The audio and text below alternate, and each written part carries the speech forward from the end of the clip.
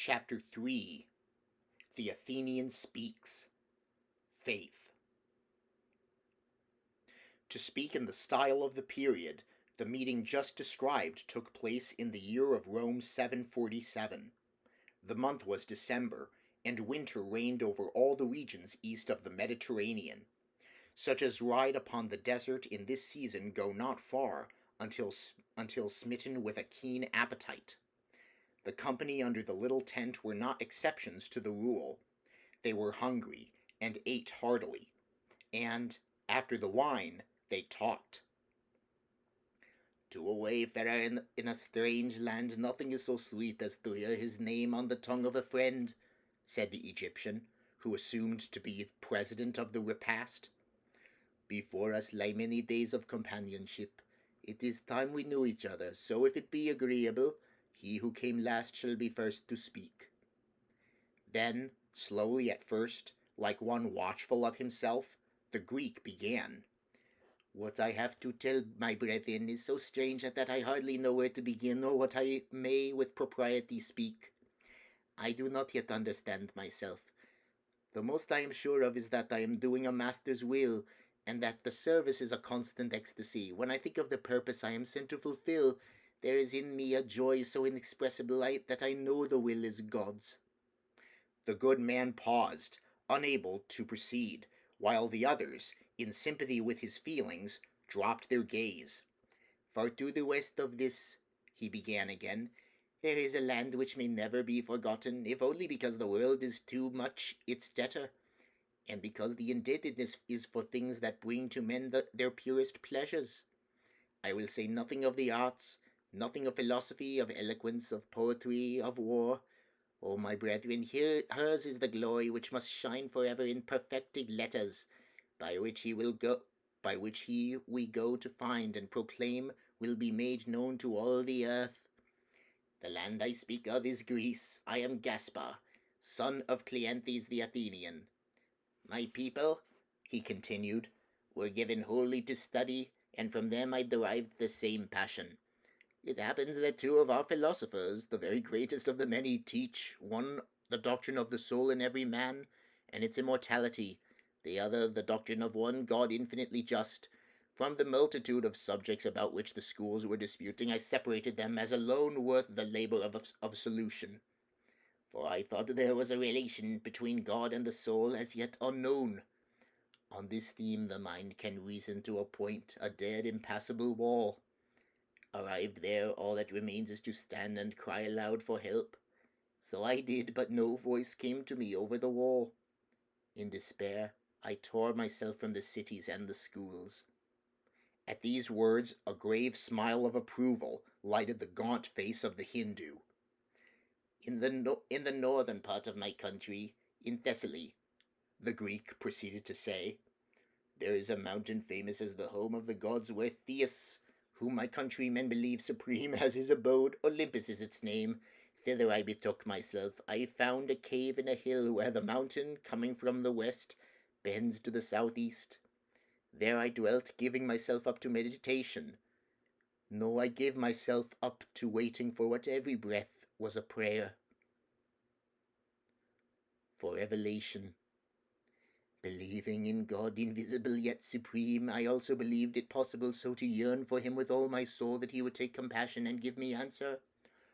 "And he did, exclaimed the Hindoo, lifting his hands from the silken cloth upon his lap. "Hear me, brethren," said the Greek, calming himself with an effort. "The door of my hermitage looks over an arm of the sea, over the Thermaic Gulf. One day I saw a man flung overboard from a ship sailing by. He swam ashore.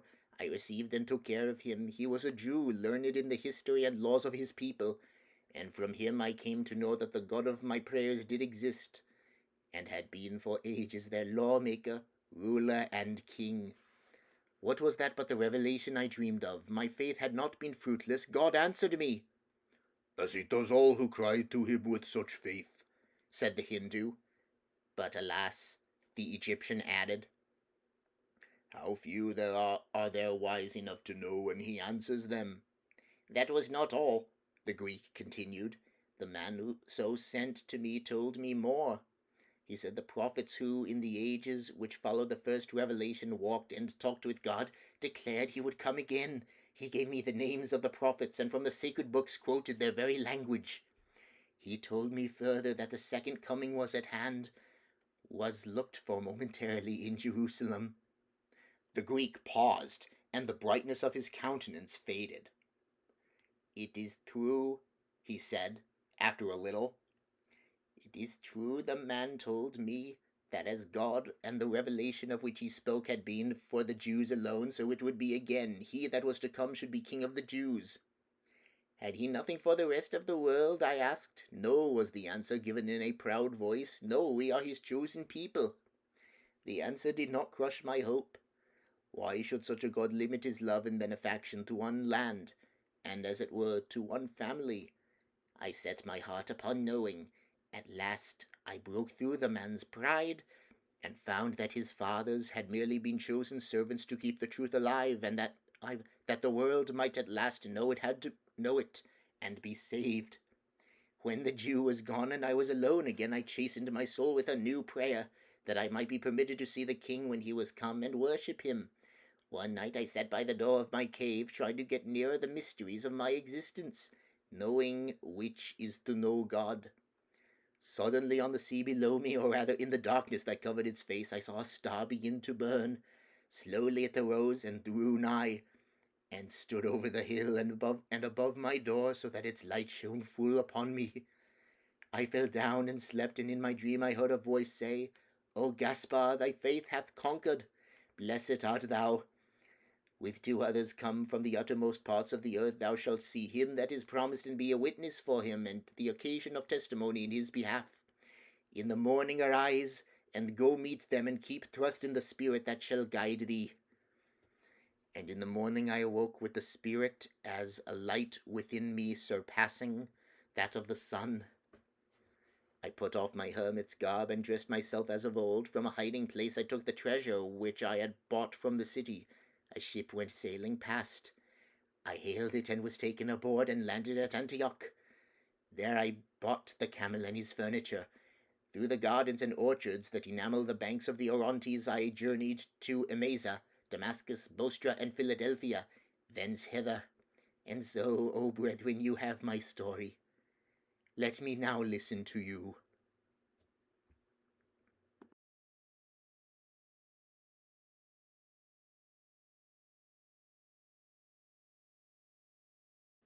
Chapter 4. Speech of the Hindoo. Love. The Egyptian and the Hindoo looked at each other. The former waved his hand. The latter bowed, and began, "Our brother has spoken well. May my words be as wise." He broke off, reflected a moment, then resumed. "You may know me, brethren, by the name of Melchior. I speak to you in a language which, if not the oldest in the world, was at least the soonest to be reduced to letters. I mean the Sanskrit of India. I am a Hindoo by birth. My people were the first to walk in the fields of knowledge, first to divide them, first to make them beautiful. Whatever may hereafter befall, the 4 Vedas must live, for they are the primal fountains of religion and useful intelligence. From them were derived the Upavedas, which, delivered by Brahma, treat of medicine, archery, architecture, music, and the 64 mechanical arts. The Vedangas, revealed by inspired saints, and devoted to astronomy, grammar, prosody, pronunciation, charms, and incantations, religious rites and ceremonies. The Upangas, written by the sage Vyasa and given to cosmogony, chronology, and geography. Therein also are the Ramayana and the Mahabharata, heroic poems designed for the perpetuation of our gods and demigods. Such, O brethren, are the great Shastras, or books of sacred ordinances. They are dead to me now, yet through all time they will serve to illustrate the budding genius of my race. They were promises of quick perfection. Ask you why the promises failed? Alas, the books themselves closed all the gates of progress. On the pretext of care for the creature, their authors imposed the fatal principle that a man must not address himself to discovery or invention, as heaven had provided him all things needful. When that condition became a sacred law, the lamp of Hindu genius was let down the well, where ever since it has lighted narrow walls and bitter waters. These illusions, brethren, are not from pride, as you will understand when I tell you that the Shastras teach a supreme god called Brahma.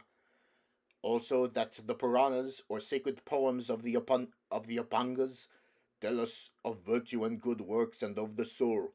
So, if my brother will permit the saying, the speaker bowed deferentially to the Greek.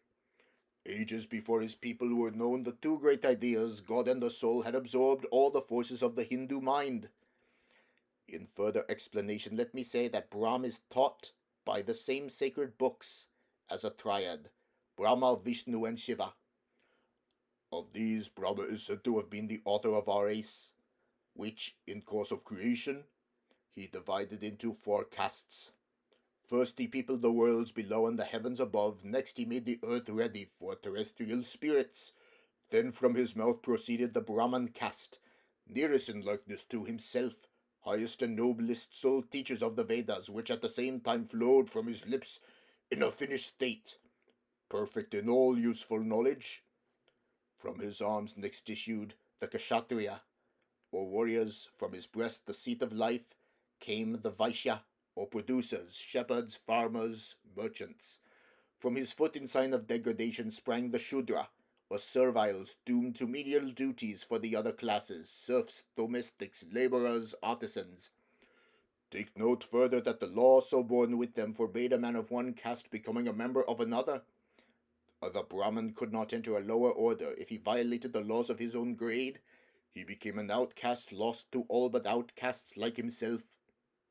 At this point, the imagination of the Greek, flashing forward upon all the consequences of such a degradation, overcame his eager attention, and he exclaimed, "In such a state, O brethren, what mighty need of a loving God!" "Yes," added the Egyptian, "of a loving God like ours." The brows of the Hindoo knit painfully. When the emotion was spent, he proceeded, in a softened voice, "I was born a Brahmin. My life consequently was ordered down to its least act, its last hour.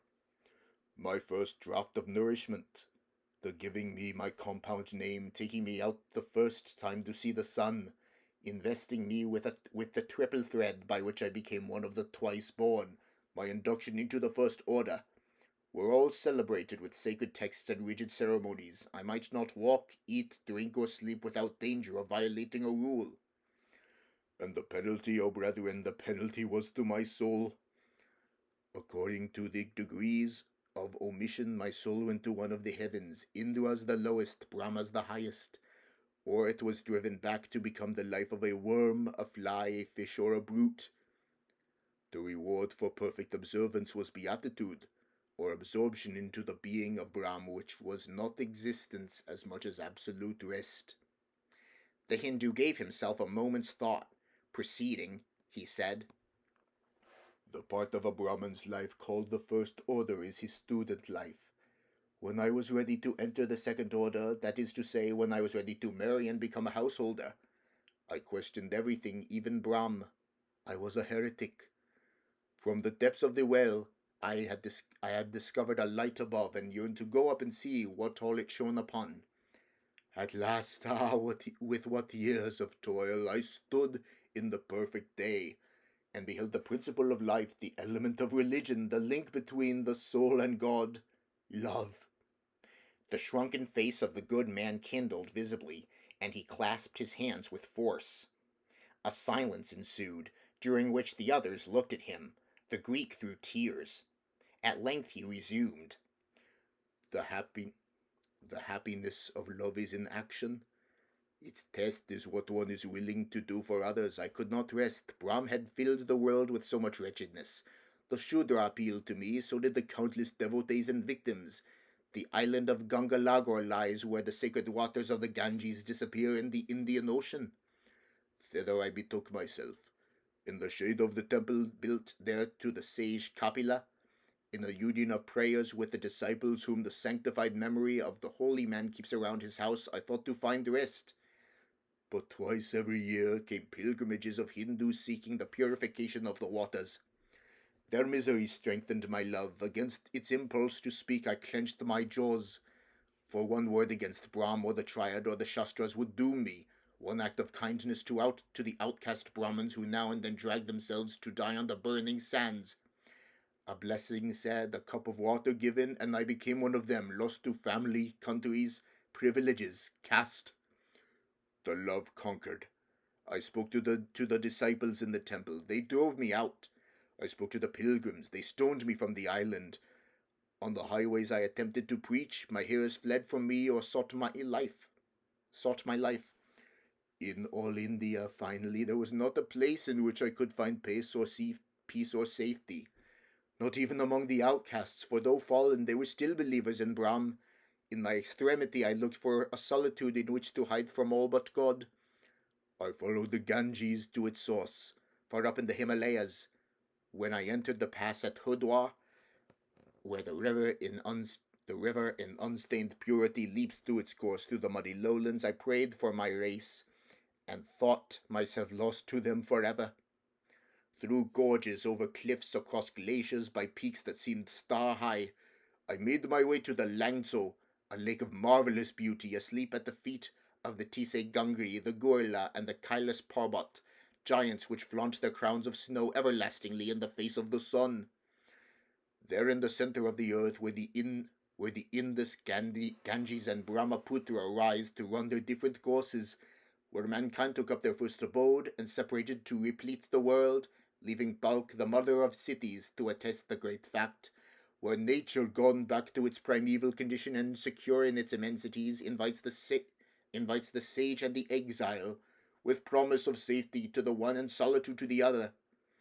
There I went to abide alone with God, praying, feasting, waiting for death.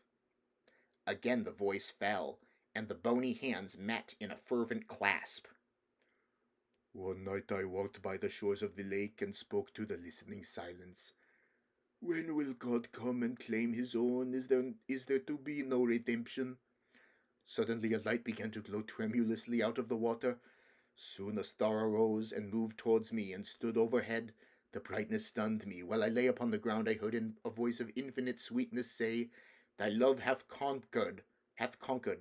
Blessed art thou, O son of India. The redemption is at hand. With two others from far quarters of the earth thou shalt see the Redeemer, and be a witness that he hath come. In the morning arise and go meet them, and put all thy trust in the Spirit which shall guide thee.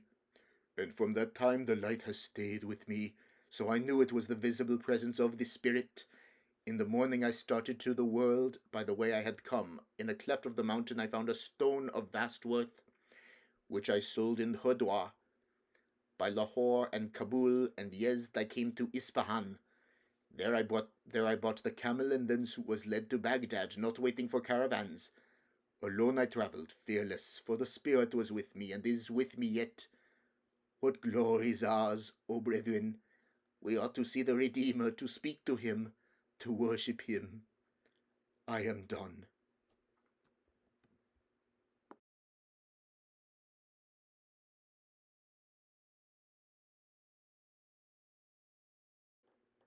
Chapter 5. The Egyptian Story. Good Works. The vivacious Greek broke forth in expressions of joy and congratulations, after which the Egyptian said, with characteristic gravity, I salute you, my brother. You have suffered much, and I rejoice in your triumph. If you are both pleased to hear me, I will now tell you who I am and how I came to be called. Wait for me a moment. He went out and tended the camels. Coming back, he resumed his seat. Your words, brethren, were of the Spirit, he said, in commencement, and the Spirit gives me to understand them. You each spoke particularly of your countries, in that there was a great object, which I will explain, but to make the interpretation complete, let me first speak of myself and my people. I am Balthazar the Egyptian. The last words were spoken quietly, but with so much dignity that both listeners bowed to the speaker. There are many distinctions I might claim for my race, he continued, but I will content myself with one. History began with us. We were the first to perpetuate events by records kept. So we have no traditions, and instead of poetry, we offer you certainty. On the facades of palaces and temples, on obelisks, on the inner walls of tombs, we wrote the names of our kings and what they did, and to the delicate papyri we entrusted the wisdom of our philosophers and the secrets of our religion, all the secrets but one, whereof I will presently speak, older than the Vedas of Parabrahm or the Upangas of Vyasa or Melchior, older than the songs of Homer or the metaphysics of Plato, O my Gaspar, older than the sacred books or kings of the people of China, or those of Siddhartha, son of the beautiful Maya, older than the Genesis of Moshe the Hebrew. Oldest of human records are the writings of Menes, our first king. Pausing an instant, he fixed his large eyes kindly upon the Greek, saying, "In the youth of Hellas, who, O Gaspar, were the teachers of her teachers?" The Greek bowed, smiling. "By those records," Balthasar continued, "we know that when the fathers came from the far east, from the region of the birth of the three sacred rivers, from the center of the earth, the old Iran of which you spoke, O Melchior, came bringing with them the history of the world before the flood, and of the flood itself, as given to the Aryans by the sons of Noah. They taught God, the Creator and the beginning, his soul and the soul, deathless as God. When the duty which calls us now is happily done, if you choose to go with me, I will show you the sacred library of our priesthood, among others, the Book of the Dead, in which is the ritual to be observed by the soul after death has dispatched it on its journey to judgment. The ideas, God and the immortal soul, were born to Mizraim over the desert, and by him to the banks of the Nile. They were then in their purity, easy of understanding. They were then in their purity, easy of understanding, as what God intends for our happiness always is. So also was the first worship, a song and a prayer natural to a soul, joyous, hopeful, and in love with its Maker." Here the Greek threw up his hands, exclaiming, "Oh, the light deepens within me." "And in me," said the Hindoo, with equal fervor. The Egyptian regarded them benignantly, then went on, saying, "Religion is merely the law which binds man to his Creator. In purity it has but these elements, God, the soul, and their mutual recognition, out of which, when put in practice, spring worship, love, and reward. This law, like all others of divine origin, like that, for instance, which binds the earth to the sun, was perfected in the beginning by its author. Such, my brothers, was the religion of the first family, such was the religion of our father Mizraim, who could not have been blind to the formula of creation, nowhere so discernible as in the first faith and the earliest worship. Perfection is God. Simplicity is perfection. The curse of curses is that these men will not let truths like these alone." He stopped, as if considering in what manner to continue. "Many nations have loved the sweet waters of the Nile," he said next. "The Ethiopian, the Paliputra, the Hebrew, the Assyrian, the Persian, the Macedonian, the Roman, all of whom all except the Hebrew have at one time or another been its masters. So much coming and going of peoples corrupted by the old Mizraimic faith. The Valley of Palms became a Valley of Gods. The Supreme One was divided into 8, each personating a creative principle in nature, with Amun-Re at the head. Then Isis and Osiris and their circle, representing water, fire, air, and other forces, were invented. Still the multiplication went on until we had another order, suggested by human qualities, such as strength, knowledge, love, and the like. In all which there was the old folly," cried the Greek, impulsively. "Only the things out of reach remain as they came to us." The Egyptian bowed, and proceeded. "Yet a little further, O my brethren, a little further, before I come to myself. What we go to will seem all the holier of comparison with what is and has been. The records show that Mizraim found the Nile in possession of the Ethiopians, who were spread thence through the African desert, a people of rich, fantastic genius, wholly given to the worship of nature. The poetic Persian sacrificed to the sun, as the completest image of Ormuzd, his god. The devout children of the Far East carved their deities out of wood and ivory, but the Ethiopian, without writing, without books, without mechanical faulty of any kind, quieted his soul by the worship of animals, birds, and insects, holding the cat sacred to Re, the bull to Isis, the beetle to Tha. The long struggle against the rude faith ended in its adoption as the religion of the new empire. Then rose the mighty monuments that cumber the river bank and the desert. Obelisk, labyrinth, pyramid, and tomb of king, blent with tomb of crocodile. Into such deep debasement, O brethren, the sons of the Aryan fell. Here, for the first time, the calmness of the Egyptian forsook him. Though his countenance remained impassive, his voice gave way. Do not too much despise my countrymen, he began. They did not all forget God. I said a while ago, you may remember, that to papyri we entrusted all the secrets of our religion except one. Of that I will now tell you. We had as king once a certain pharaoh who lent himself to all manner of changes and additions. To establish the new system he strove to drive the old entirely out of mind. The Hebrews then dwelt with us as slaves.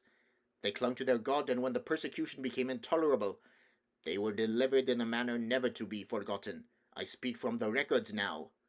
Moshe, himself a Hebrew, came to the palace and demanded permission for the slaves, then millions in number, to leave the country. The demand was in the name of the Lord God of Israel. Pharaoh refused. Hear what followed. First all the water that in the lakes and rivers, like that in the wells and vessels, turned to blood. Yet the monarch refused. Then frogs came up and covered all the land. Still he was firm. Then Moshe threw ashes in the air, and a plague attacked the Egyptians. Next all the cattle, except of the Hebrews, were struck dead. Locusts devoured the green things of the valley. At noon the day was turned into a darkness so thick that lamps would not burn. Finally in the night all the firstborn of the Egyptians died. Not even Pharaoh's escaped. Then he yielded. But when the Hebrews were gone, he followed them with his army. At the last moment the sea was divided, so that the fugitives passed it dry-shod. When the pursuers drove in after them, the waves rushed back and drowned horse, foot, charioteers, and king. You spoke of revelation, my Gaspar. The blue eyes of the Greek sparkled. I had the story from the Jew, he cried. You confirm it, O Balthazar. Yes, but through me Egypt speaks. Not Moshe. I interpret the marbles. The priests of that time wrote in their way what they witnessed, and the revelation has lived. So I come to the one unrecorded secret. In my country, brethren, we have, from the day of the unfortunate Pharaoh, always had two religions. One private, the other public, one of many gods practiced by the people, the other of one God cherished only by the priesthood. Rejoice with me, O brothers, all the trampling by the many nations, all the harrowing by kings, all the enemies of inventions, all the changes of time, have been in vain. Like a seed under the mountains waiting its hour, the glorious truth has lived, and this is its day. The wasted frame of the Hindoo trembled with delight, and the Greek cried aloud, It seems to me the very desert is singing. From a gurglet of water near by, the Egyptian took a draught, and proceeded, I was born in Alexandria, a prince and a priest, and had the education usual to my class, but very early I became discontented. Part of the faith imposed was that after death upon the destruction of the body, the soul at once began its former progression from the lowest up to humanity, the highest and last existence, and that without reference to conduct in the mortal life. When I heard of the Persian's realm of light, his paradise across the bridge, Kinnavat, where only the good go, the thought haunted me, insomuch that in the day as in the night I brooded over the comparative ideas, eternal transmigration and eternal life in heaven. If, as my teacher taught, God was just, why was there no distinction between the good and the bad? At length it became clear to me, a certainty, a corollary of the law, to which I reduced pure religion, that death was only the point of separation at which the wicked are left or lost, and the faithful rise to a higher life. Not the nirvana of Buddha, or the negative rest of Brahma, O Melchior, nor the better condition in hell, which is all of heaven allowed by the Olympic faith, O Gaspar, but life active, joyous, everlasting, life with God. The discovery led to another inquiry. Why should the truth be longer kept a secret for the selfish solace of the priesthood? The reason for the suppression was gone. Philosophy had at least brought us toleration.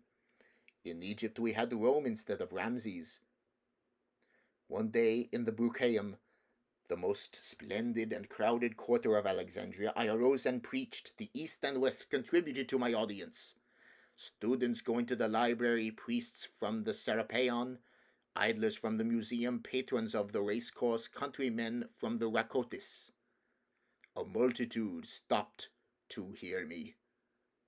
I preached God, the soul, right and wrong, and heaven, the reward of a virtuous life. You, O Melchior, were stoned. My auditors first wondered, then laughed. I tried again. They pelted me with epigrams, covered my God with ridicule, and darkened my heaven with mockery. Not to linger needlessly, I fell before them. The Hindoo drew a long sigh as he said, The enemy of man is man, my brother. Balthazar lapsed into silence. I gave much thought to finding the cause of my failure, and at last succeeded, he said, upon beginning again. Up the river, a day's journey from the city, there is a village of herdsmen and gardeners. I took a boat and went there. In the evening I called the people together, men and women, the poorest of the poor. I preached to them exactly as I had preached in the Brucheium. They did not laugh. Next evening I spoke again, and they believed and rejoiced and carried the news abroad. At the third meeting a society was formed for prayer. I returned to the city then. Drifting down the river, under the stars, which never seemed so bright and so near, I evolved this lesson. To begin a reform, go not into the places of the great and rich, go rather to those whose cups of happiness are empty, to the poor and humble. And then I laid a plan and devoted my life. As a first step, I secured my vast property, so that the income would be certain and always at call for the relief of the suffering. From that day, O brethren, I travelled up and down the Nile in the villages, and to all the tribes, preaching one God, a righteous life, and reward in heaven. I have done good. It does not become me to say how much. I also know that part of the world to be ripe for the reception of him we go to find. A flush suffused the swarthy cheek of the speaker, but he overcame the feeling, and continued, The years so given, O my brothers, were troubled by the one thought. When I was gone, what would become of the cause I had started? What was it to end with me? I had dreamed many times of organization as a fitting crown for my work. To hide nothing from you, I had tried to effect it and failed. Brethren, the world is now in the condition that, to restore the old Mizraimic faith, the reformer must have a more than human sanction. He must not merely come in God's name, he must have the proof subject to his word. He must demonstrate all he says, even God. So preoccupied is the mind with myths and systems. So much to full deities crowd every place, earth, air, sky, so have they become of everything a part, that return to the first religion can only be along bloody paths, through fields of persecution. That is to say, the converts must be willing to die rather than recant. And who in this age can carry the faith of men to such a point but God himself? To redeem the race, I do not mean to destroy it. To redeem the race, he must make himself once more manifest. He must come in person. Intense emotion seized the three. Are we not going to find him? Exclaimed the Greek. You understand why I failed in the attempt to organize, said the Egyptian when the spell was past. I had not the sanction. To know that my work must be lost made me intolerably wretched. I believed in prayer, and to make my appeals pure and strong, like you, my brethren, I went out of the beaten ways. I went where man had not been, where only God was, above the fifth cataract, above the meeting of rivers in Sennar, up to the Bahr el Abiyad, into the far unknown of Africa I went. There in the morning a mountain blue as the sky flings a cooling shadow wide over the western desert, and with its cascades of melted snow feeds a broad lake nestling at its base on the east. The lake is the mother of the great river. For a year and more the mountain gave me a home. The fruit of the palm fed my body, prayer my spirit. One night I walked in the orchard close by the little sea. The world is dying. When wilt thou come? Why may I not see the redemption, O God? So I prayed. The glassy water was sparkling with stars. One of them seemed to leave its place and rise to the surface, where it became a brilliancy burning to the eyes. Then it moved towards me and stood over my head, apparently in hand's reach. I fell down and hid my face. A voice, not of the earth, said, Thy good works have conquered.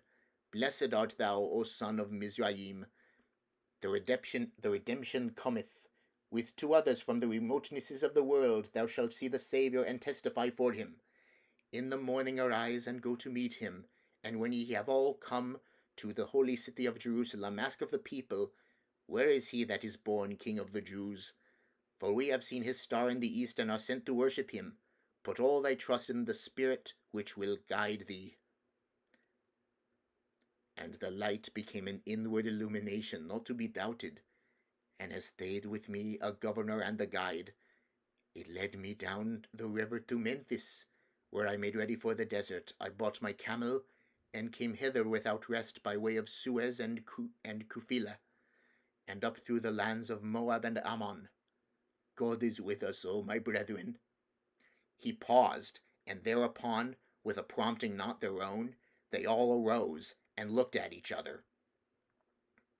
I said there was a purpose in the particularity with which we described our people and their histories. So the Egyptian proceeded. Here we go to find was called King of the Jews, but that by that name we are bidden to ask for him. But now that we have met and heard from each other, we may know him to be the Redeemer, not of the Jews alone, but of all the nations of the earth. The patriarch who survived the flood had with him 3 sons, and their families, by whom the world was repeopled. From the old Ariana-Vajo, the well-remembered region of delight in the heart of Asia, they parted. India and the Far East received the children of the first. The descendant of the youngest through the north streamed into Europe. Those of the second overflowed the deserts about the Red Sea, passing into Africa. And though most of the latter are yet dwellers in shifting tents, some of them became builders along the Nile. By simultaneous impulse, the 3 joined hands. Could anything be more divinely ordered? Balthazar continued. When we have found the Lord, the brothers, and all the generations that have succeeded him, we will kneel to him in homage with us. And when we part to go our separate ways, the world will have learned a new lesson, that heaven may be won not by the sword, not by human wisdom, but by faith, love, and good works. There was silence, broken by sighs and sanctified with tears, for the joy that fills them might not be stayed. It was the unspeakable joy of souls on the shores of the river of life, resting with the redeemed in God's presence. Presently their hands fell apart, and together they went out of the tent. The desert was still as the sky. The sun was sinking fast. The camels slept. A little while after, the tent was struck, and, with the remains of the repast, restored to the cot. Then the friends mounted, and set out single file, led by the Egyptian. Their course was due west, into the chilly night. The camels swung forward in steady trot, keeping the line and the intervals so exactly that those following seemed to tread in the tracks of the leader. The riders spoke not once. By and by the moon came up, and as the 3 tall white figures sped, with soundless tread, through the opalescent light, they appeared like spectres flying from hateful shadows. Suddenly, in the air before them, not farther up than a low hilltop, flared a lambent flame. As they looked at it, the apparition contracted into a focus of dazzling luster. Their hearts beat fast, their souls thrilled, and they shouted as with one voice, "The star! The star! God is with us!"